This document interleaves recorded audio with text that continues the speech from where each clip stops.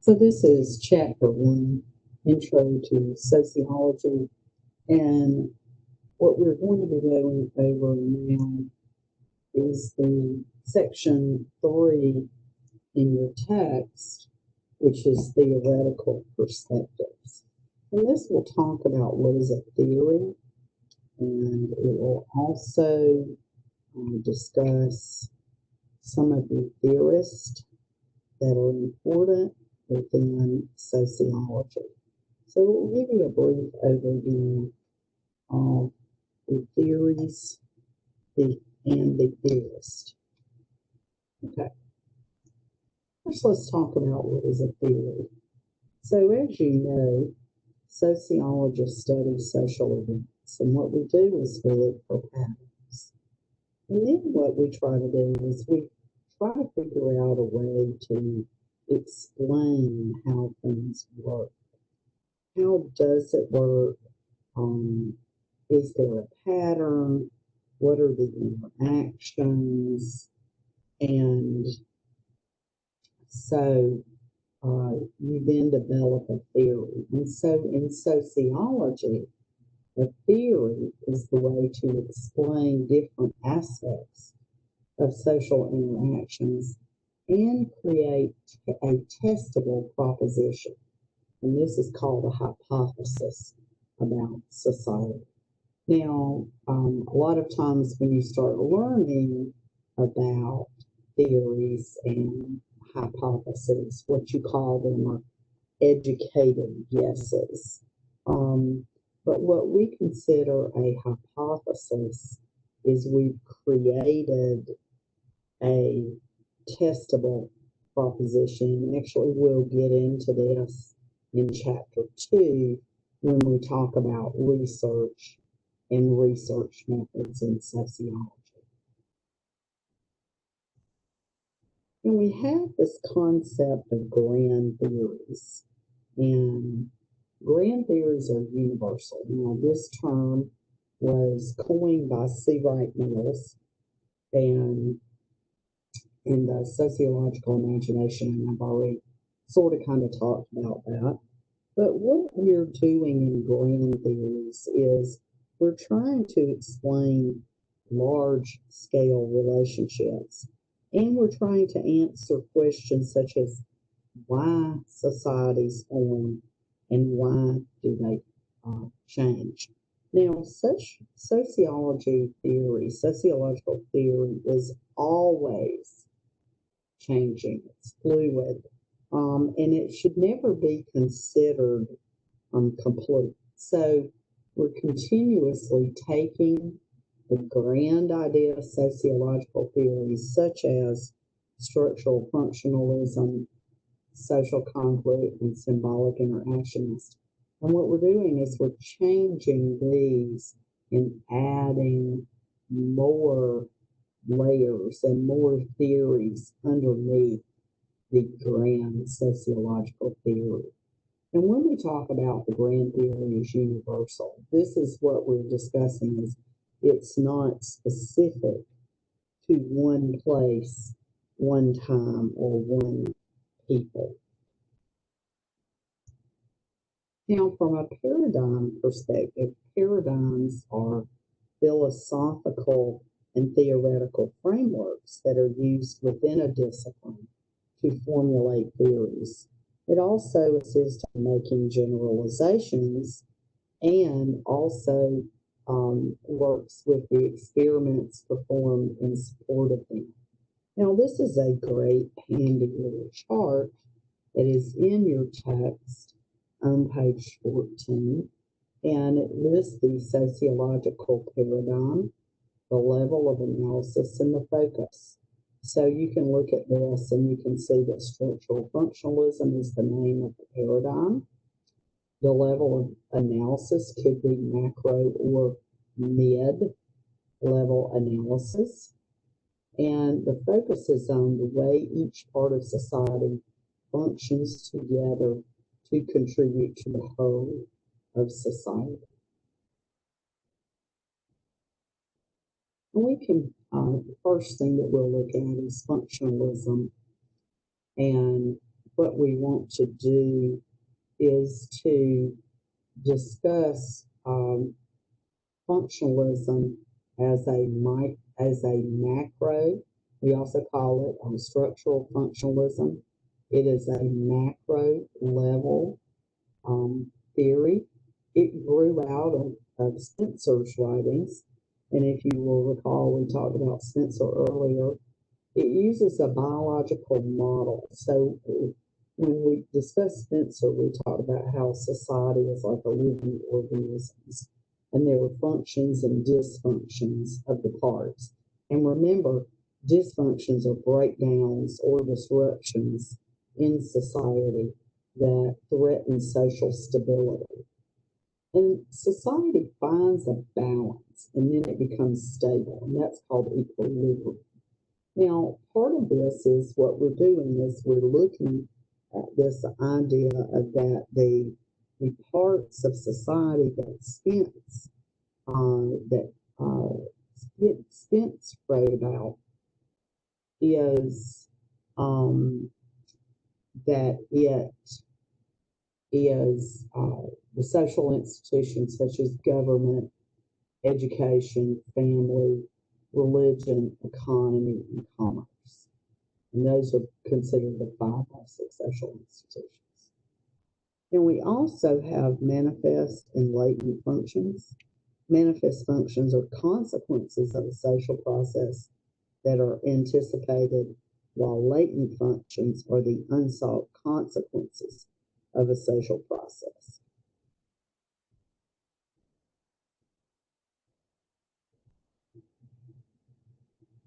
So now let's discuss the criticisms of functionalism.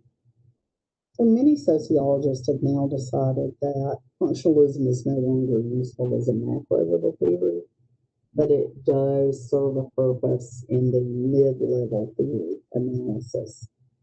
One of the biggest criticisms of structural functional theory is that it cannot adequately explain social change. And a lot of this is due to the circular, or what we call the tautological circular nature of the theory. So if we talk about repetitive behavior patterns, the repetitive patterns are assumed to have a function, but we know they have a function because they're repeated. And that really just is circular logic. So that's another criticism of functionalism. And so this is not really helpful in explaining anything if we just go back, well, it clearly is important because it's happened. You can't explain things like that. Plus, it probably has no testable ability. Now, the other thing is dysfunctions can continue in structural functionalism. And even though they don't serve a function, it just kind of continues to contradict the basic premise of the theory, which is the dysfunction does not exist once the society comes back to stability and to equilibrium. If you recall, in a healthy society, what we find is that all parts work together to maintain the dynamic equilibrium or the stability. And if they're no longer working together, then they're not creating stability.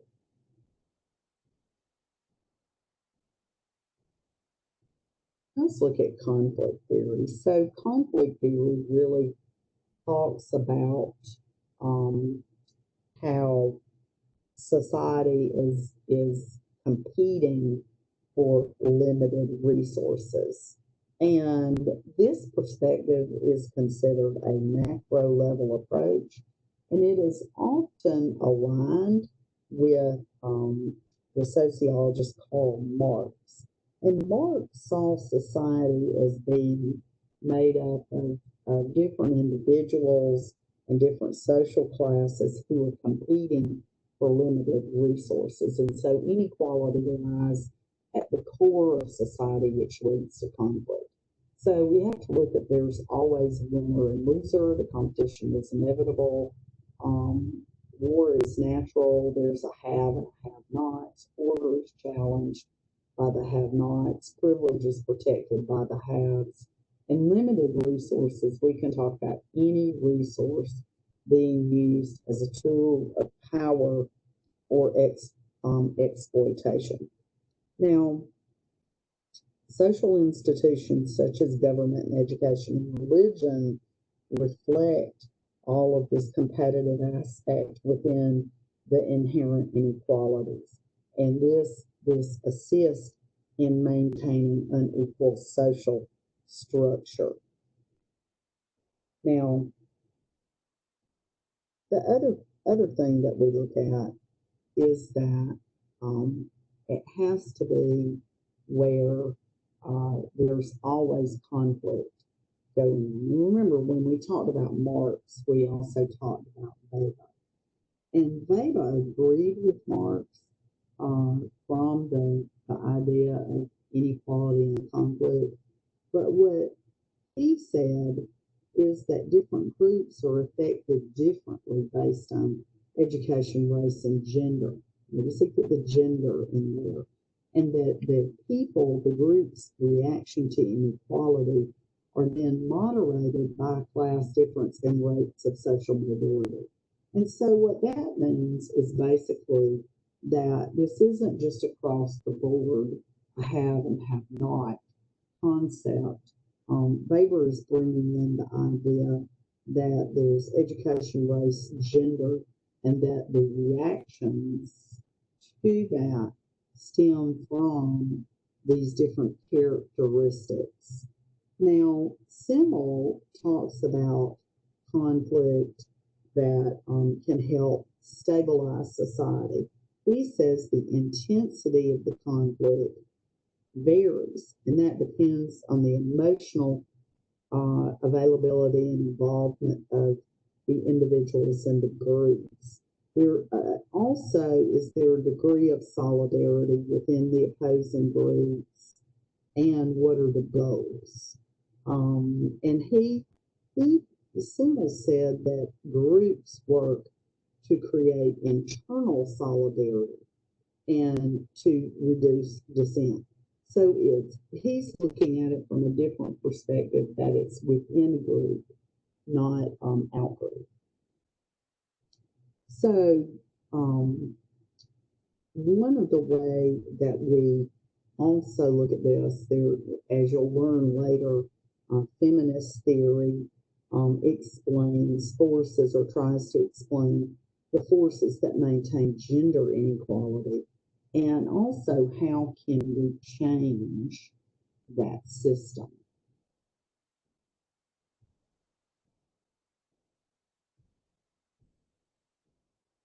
So as we talk about conflict theory, we also have to look at the criticisms of conflict theory. And so some of the criticisms of conflict theory is that clearly it just focuses on conflict. It doesn't focus on that there are stability, there are societies that have stability. It only focuses on the concept of conflict. Also, one of the other things within this is that there are societies and social structures and institutions that are very stable or have progressed over time. And conflict theory basically states that it changes abruptly. It's like a government overthrow. That nothing is a gradual change from conflict, that there must be a revolution or must be what we might call in the South a come to Jesus moment. So these are big criticisms of conflict theory, and so you'll find that a lot of people kind of shy away from conflict theory because it doesn't actually recognize that there's stability within the process.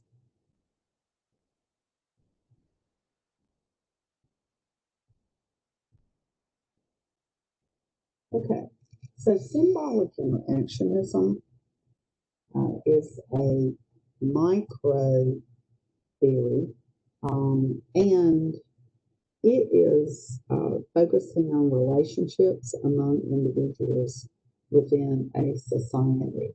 It also really focuses on that society is an ongoing process of social interactions. The interactions are based on symbolic contexts in which they are occurring. And then the subjective perceptions are critical to how these symbols are interpreted. So, as we talk about this, it's the communication, the exchange of meaning through language and symbols, which is how people make sense of their social world. And this is where people are active in shaping the social world rather than being acted upon. So Herman and Reynolds talk about this as people being active in shaping the world rather than the world acting upon people or society. Now, George Herbert Mead, is considered a founder of symbolic interactionism, although he never published his work. And remember, we discussed this earlier that Bloomer, that Mead student Bloomer, came up with the term symbolic interactionism and really came out with the basic premises that humans interact with things based on the meanings ascribed to those things. The ascribed meanings of the things comes from our interactions with others in society, and the meaning of things are interpreted by a person when dealing with things in specific circumstances. So, one of the things that I love books, and I think the text gives a great example for, so I love books. So in the symbolic interactionist might propose that you learn that books are good or important in interactions that you have with your family, your friends, school, and maybe even like a library card is a big event. Bedtime stories are associated with warmth and comfort.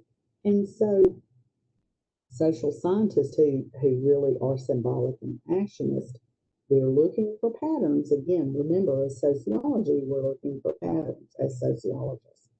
And so our studies from a symbolic interactionist perspective are more individualized. So we're looking at one-on-one interactions. So we might, if we're looking at political protest, we as symbolic interactionists might be interested in the individuals and how the individuals in the protest group interact, as well as the signs and symbols that are being used to communicate the message. And so when we are talking about this whole idea of the importance of symbols and creating a society with symbols as we are creating this society, Irving Goffman developed a technique called dramaturgical analysis. And what he did is he looked at the theater as an analogy for social interaction, and that our interactions, our individual interactions, show patterns of cultural scripts or scripting. So the way that I always say this is like if I see you in the street and I go, "Hey, how are you?" And you go, "I'm fine. How are you?" Okay, these are our scripts. Do I really care how you are? Do I really have 20 minutes for you to tell me how your day is going? Probably not. Do you really care how I'm doing? Probably not. But these are cultural scripts. They're societal scripts. And so the way that we do this, we may not really mean what we're saying. We may just be following a script. It is unclear where what part we are playing in any given situation. So sometimes we may have to improvise our role And one of the things that you might want to think about from the perspective of as a professor, and this is something completely different. I'm not just a professor. I'm a mom, I'm a daughter, I'm a spouse, a partner, um, I'm a scholar, I'm an author. I have all these different roles. I have all these different roles. And so, one of the things that works really well with looking at the front stage and the dramaturgical analysis aspect is that I have to know what script I'm going to follow and what role I'm going to play in what area I am working on.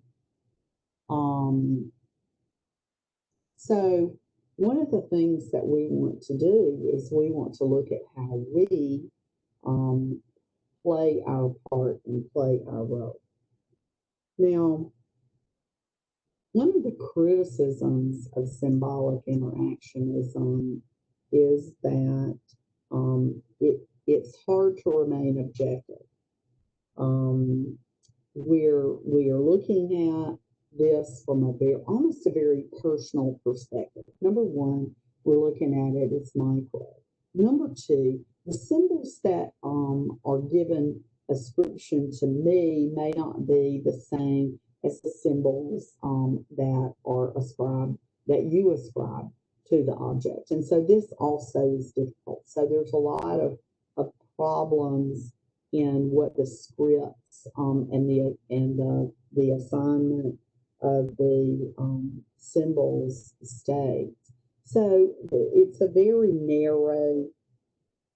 We focus too much on the narrowness of the symbolic interactionism. But however, I like that. I think that we should focus very much on what does a symbol mean to you and what does it mean to me, and can we come to an agreement on the symbols? And if not, do symbols change? How do symbols change? And I think it's extremely important for us to have those types of conversations. Well, also let's talk about the sociological theory today. Now, the three approaches, conflict, structural functionalism, and symbolic interactionism, are still the main foundation of modern sociological theory. But we've seen some change. Now, structural functionalism was very dominant from World War II into the 60s and 70s, and if you look at this from a historical perspective, you can see why in the 60s and 70s that structural functionalism kind of fell out. And then the conflict theory really kind of then gained prominence. And one of the reasons that the social change in the 60s and 70s, sociologists did not feel that structural functionalism was explaining the social change happening in the United States. And so conflict theory really kind of did. Well, then conflict theory starts being a very prominent social theory. And then we start looking at, again, institutionalized social inequality. And so then we have these offshoots of critical theory and feminist theory and critical race theory. And all of this starts focusing on creating social change through the application of sociological principles.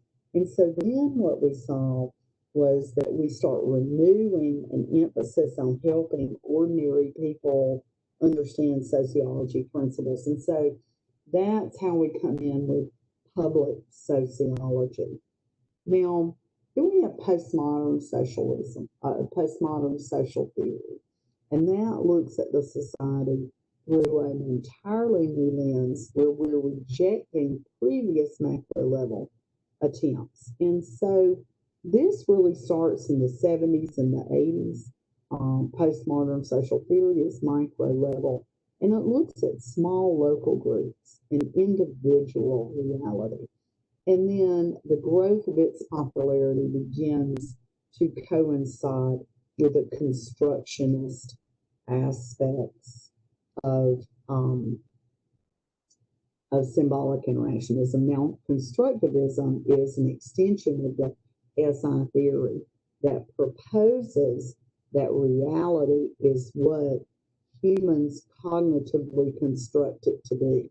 So basically, it's the social construction of reality. And there's a great book called The Social Construction of Reality by Berger and Luckman. And it was very, very popular in the 70s and 80s. In fact, if I'm not mistaken, I read that right around 1979 to 1980, and was really kind of blown away by the idea that we construct our own reality. Well, one of the reasons that we construct our own reality goes back to this whole idea of what do words, communication, and symbols, what do they say to me? What did the words and the tone and the inflection and the way that people say them, how does that speak to my reality? So it's a lot more complicated than that, but we'll discuss it if you are a sociology major and you get into theory. We'll discuss that. So now this brings us to the end of section 1.3 on theory. And so now what you'll do is you'll go to the next section of why study sociology, and that is section 1.4.